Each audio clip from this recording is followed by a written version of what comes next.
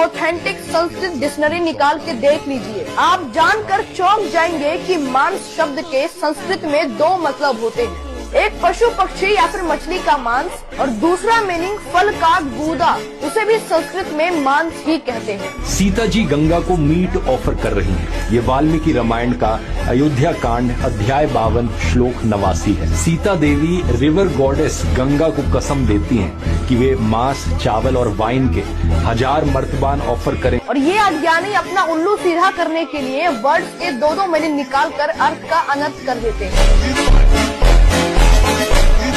गलत बात बताने से ज्यादा गलत होता है आधी बात बताना। इसीलिए कहा जाता है बच्चों को स्कूल भेजना चाहिए, व्हाट्सएप यूनिवर्सिटी में फॉरवर्डेड स्क्रिप्ट लेके कैमरे के सामने नहीं। अब इस बच्चे को यही किसी ने नहीं बताया होगा कि शब्द का अर्थ संदर्भ से तय होता है, कॉन्टेक्स्ट। सिर्फ मांस शब्द देखकर नहीं, पूरे वाक्य, क्रिया और आसपास के शब्दों को देखना पड़ता है। और इन सब बातों से पहले भी आता है कि रामायण हुई भी थी या नहीं हुई थी।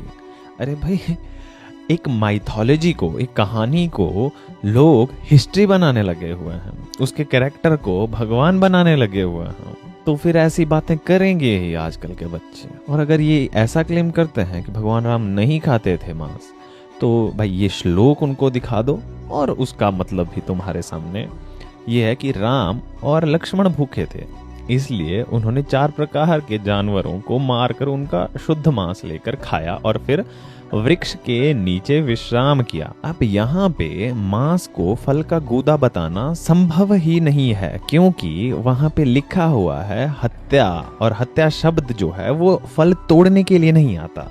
फल तोड़ने के लिए छेदन, भंजन, पतन आदि शब्द आते हैं और जानवरों के नाम स्पष्ट हैं लिखे हुए। और प्राचीन काल में मेध्यम शब्द शुद्ध मांस के लिए ही प्रयुक्त होता था, न कि फल के गूदे के लिए। तो निष्कर्ष ये निकलता है कि मांस के 2 अर्थ होते हैं, लेकिन अयोध्या कांड में श्लोकों के संदर्भ में पशु का मांस ही है, फल के गूदे का नहीं।